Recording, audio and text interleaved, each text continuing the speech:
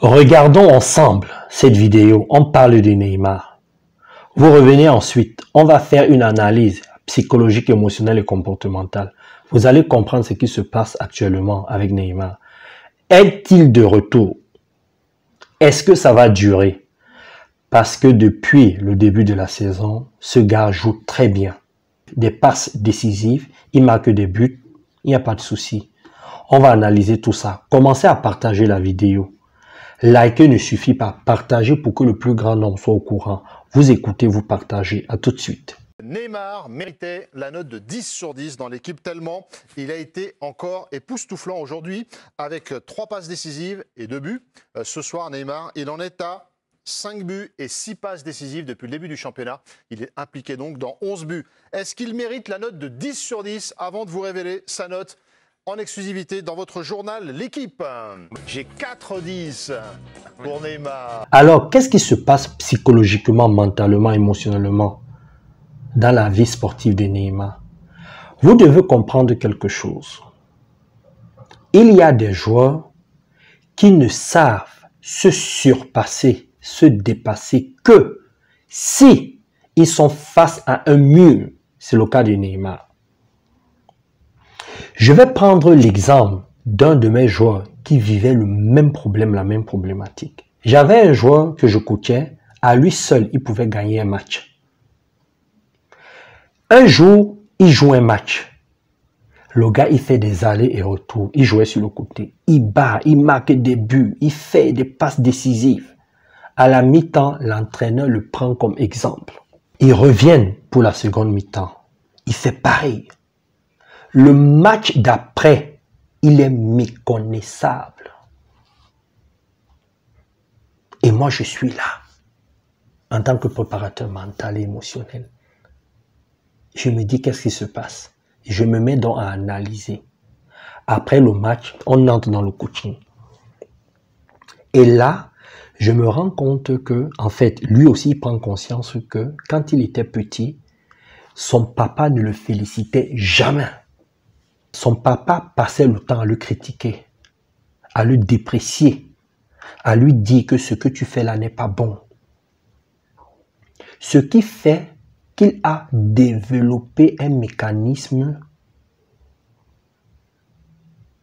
où il est toujours en train de se surpasser, en train de donner le meilleur de lui-même.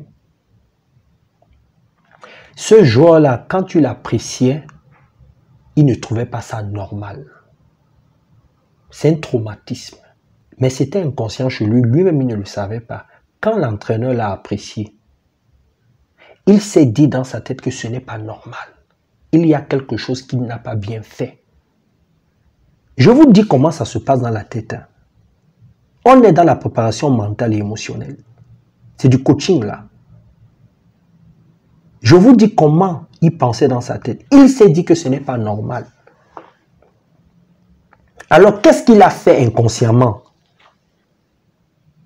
Le prochain match sur le terrain, il a tout fait pour qu'on le déprécie, pour qu'on l'insulte, pour qu'on le juge, pour qu'on lui dise que ce qu'il fait n'est pas bien. Et ça, c'était dans l'intention pour qu'il se remotive lui-même. Écoutez bien ce que je vous dis. Il y a beaucoup de choses qui se passent dans la tête des joueurs de foot. Dans la tête de tout le monde, mais là nous sommes dans le foot.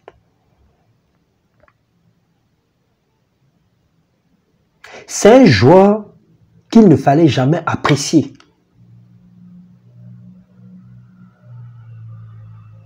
Fallait pas céder à ses caprices. Fallait savoir comment le manager, comment le gérer. Beaucoup de gens sont comme ça.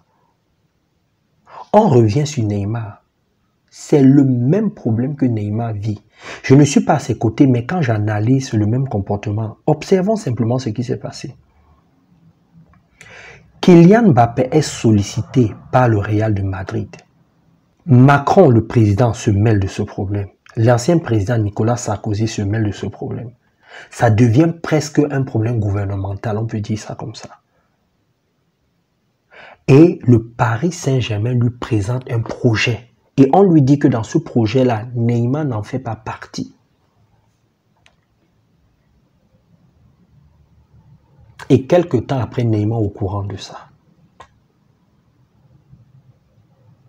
Qu'est-ce que ça déclenche chez Neymar? Ça déclenche du cortisol. Le cortisol se sécrète au niveau des glandes surrénales dans le corps.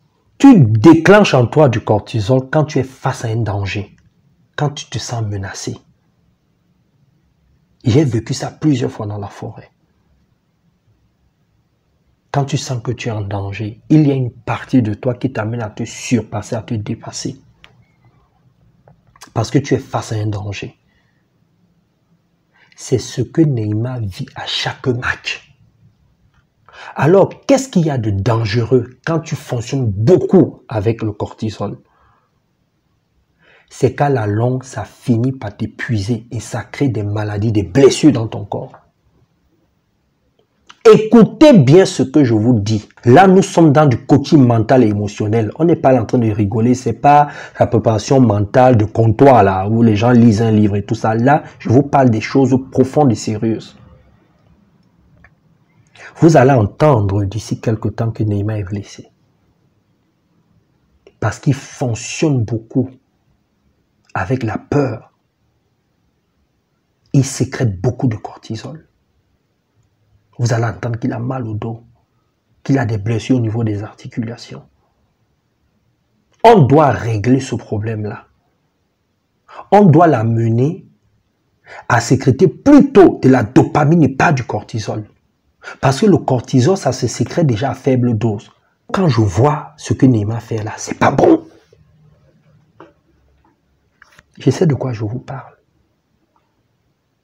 C'est pour ça que je n'arrête pas de vous dire que il y a un moment, les conseils, ce que le coach dit, ce que les proches disent ne suffisent pas. Il faut un préparateur mental et émotionnel pour amener un joueur à un certain niveau, pour qu'il atteigne ses objectifs footballistiques. C'est important. C'est ça qu'il y a de dangereux dans sa façon de faire. Nous sommes ensemble, vous allez me dire. La seconde raison, c'est la participation à la Coupe du Monde. Vous savez que les Brésiliens tiennent beaucoup à bien jouer pour leur équipe nationale.